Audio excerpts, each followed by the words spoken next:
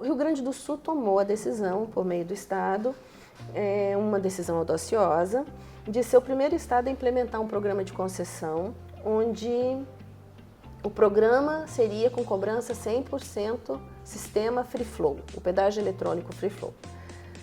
Do ponto de vista do governo, o que motivou essa escolha estratégica? Bom, vamos lá. Primeiro, boa tarde. É um prazer enorme falar sobre esses assuntos, né? É importante a gente contar essas histórias até para incentivar que outros gestores públicos também tomem decisões audaciosas, ousadas, mas que nos levem em direção a políticas públicas de melhor qualidade. Toda essa discussão sobre o free flow, né, a cobrança automática do pedágio, já vinha acontecendo no Brasil há bastante tempo. Nós não tínhamos uma previsão legal que nos dava essa possibilidade de adotar este modelo de cobrança.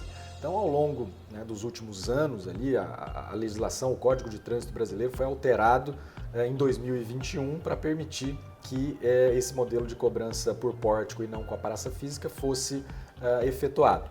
Ao longo de 2022 se trabalhou no CONTRAN para se regulamentar esse ponto que a lei trouxe, para que a gente pudesse aí sim passar a adotar esse modelo. E por que a gente sempre falou disso, né? Lá no governo federal, eu sou servidor público do governo federal, por que a gente sempre falou no Free Flow e quais eram as vantagens que ele poderia trazer?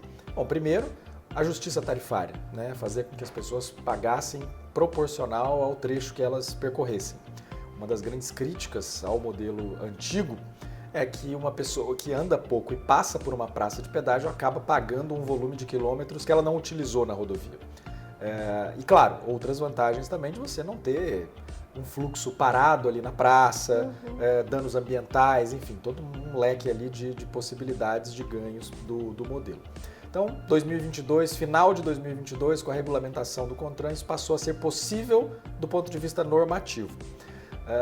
E aí, logo que eu cheguei aqui na secretaria, nós estávamos fazendo uma modelagem de 2 blocos novos de concessões.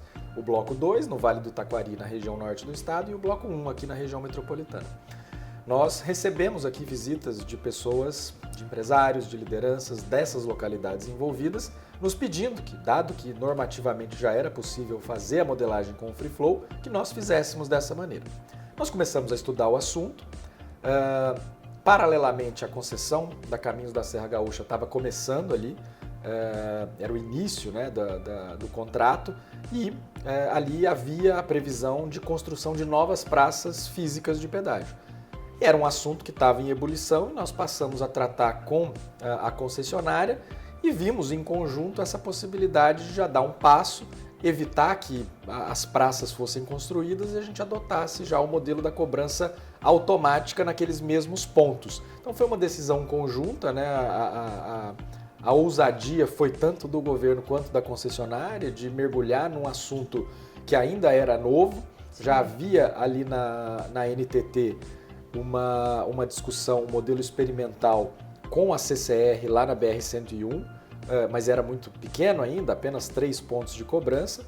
E nós mergulhamos nessa discussão, chamamos a NTT, fizemos uma parceria com eles para desenvolvermos juntos, observando aquela experiência que estava sendo desenvolvida, para que a gente pudesse trazer para cá e aprimorar, né, identificar o que poderia estar acontecendo ali, que a gente teria que corrigir aqui antes de implantar o modelo, e foi assim que fizemos. Como que é e qual é o peso simbólico e prático de não se ter mais barreira física, da gente ter esse avanço tecnológico completamente diferenciado de todo o Brasil, porque algumas empresas, como o senhor mesmo comentou, estavam testando o modelo, mas de forma híbrida, né? Tinham as praças tradicionais e tinham um pórtico em teste para avaliar. O Rio Grande do Sul trouxe e fez a proposta e foi uma decisão conjunta, com certeza, e técnica, como nós comentamos, de entrar com pedágio eletrônico 100% de cobrança. Um risco para o investidor, porque era ainda um sistema novo, por isso o sandbox, né, um ambiente experimental. Mas qual que é o peso simbólico disso para o Estado, na sua visão de profissional, de representante público do Rio Grande do Sul? Bom, aí representa muito do que é o Rio Grande do Sul, um estado inovador que sempre teve uma característica de sair na frente, de buscar soluções diferentes, de não se intimidar pelas dificuldades.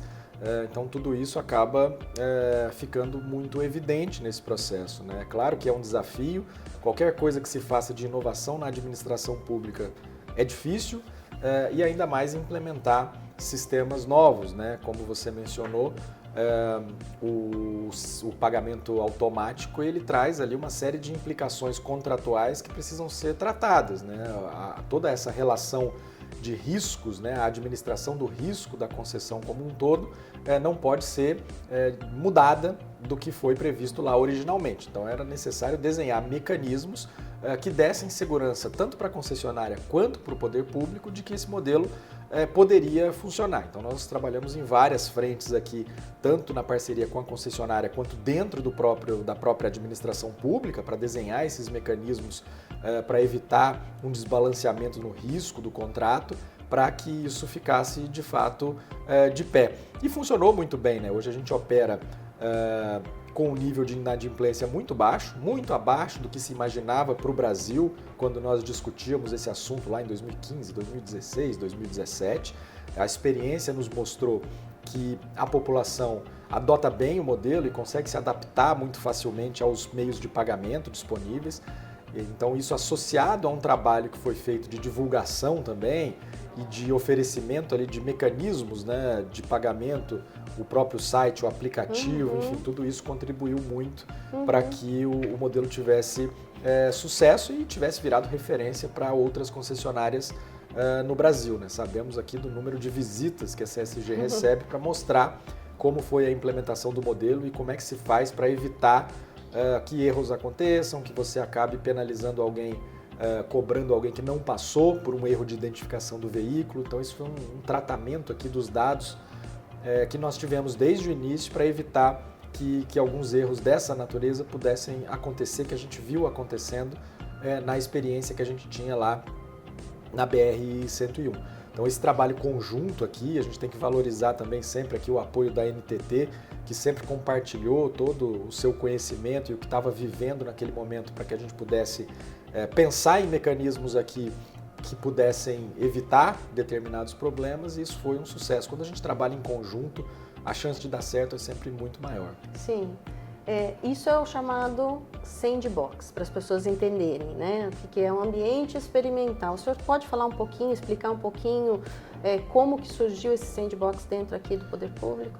Bom, esse modelo do sandbox, né, esse período experimental dentro de um contrato de concessão, ele tem se tornado mais comum no Brasil, e isso vem da necessidade de você adaptar contratos de concessão que são longos por natureza, né? Nós estamos falando sempre de contratos que variam aí de 20 a 30 anos, e nós vamos ver sempre, e a cada dia mais, inovações tecnológicas ou, enfim, novos parâmetros ali que vão precisar ser adaptados pela mudança que o mundo, né, nos impõe e que a gente precisa tratar dentro desses contratos. Como fazer isso sem, de novo, alterar aquilo que foi definido lá na licitação, sem alterar aquilo que foi assinado no contrato. Surgiram, então, esses ambientes experimentais, onde você testa algum tipo de alteração, avalia os resultados e aí sim você opta por continuar com aquele modelo até o final do contrato.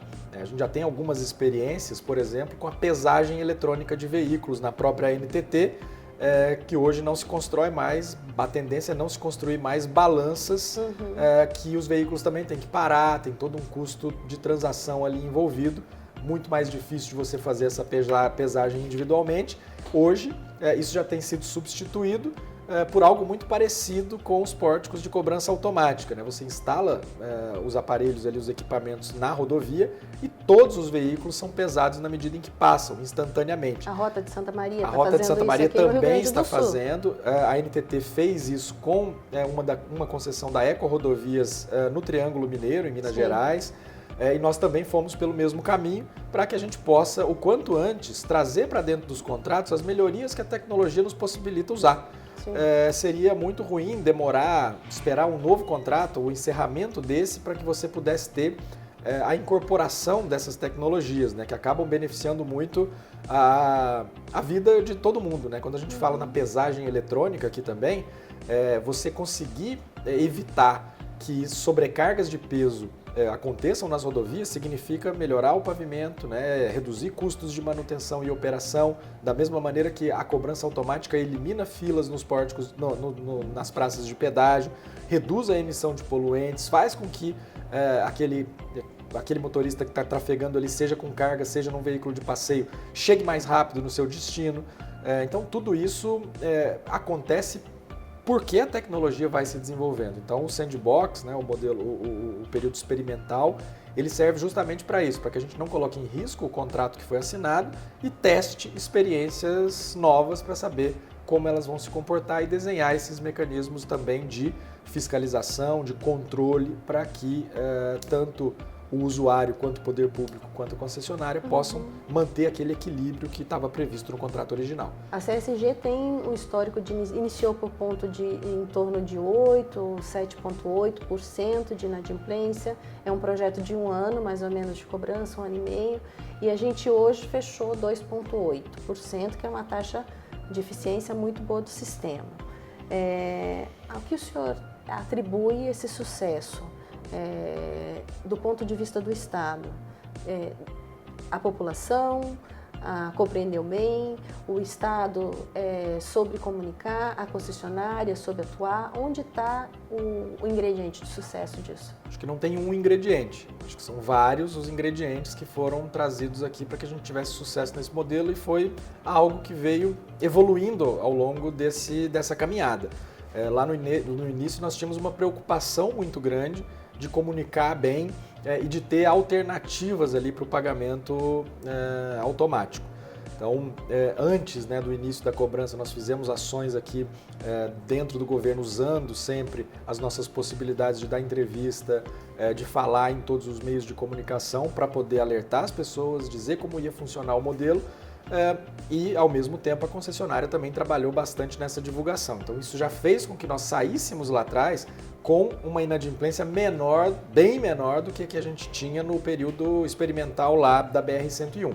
E, a partir daí, claro, novas tecnologias ali pela própria concessionária foram sendo aprimoradas, o aplicativo e o site da concessionária, quando a gente olha os números ali da evolução do número de pessoas cadastradas, nos dá um pouco a ideia, né, mais concreta do que aconteceu. Então as pessoas aderiram a essa forma de pagamento. As tags também são cada vez mais populares, né? Não há muito mistério, muitos agentes financeiros oferecem a tag sem nenhum tipo de cobrança. Então é um tipo de tecnologia muito acessível para o cidadão. Hoje, nas maiores cidades, os estacionamentos aceitam também o pagamento automático. Então isso acaba se tornando mais popular entre as pessoas.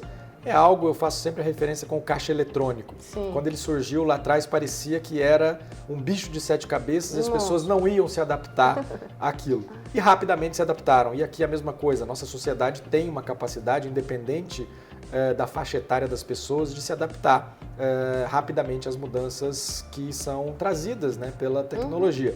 E ali nós, claro, mantivemos sempre a possibilidade de se fazer o pagamento até em dinheiro, que hoje nós vemos que é muito pouco, né, dentro do volume total arrecadado. Então, não tem um ingrediente, foram muitas as ações realizadas em conjunto para que a gente tivesse esse resultado hoje que os números não nos deixam mentir, né? Quando a gente fala em inadimplência de 2,8%, eu acho que nunca passou pela cabeça de ninguém que pudesse atingir esses níveis tão baixos em tão pouco tempo. A gente fecha agora esse primeiro bloco, que a gente contou um pouquinho da história, e a gente volta no próximo bloco para falar um pouquinho do futuro e dessa visão nova de usuário, cliente, como que a gente trata o motorista que está nas rodovias do Rio Grande do Sul.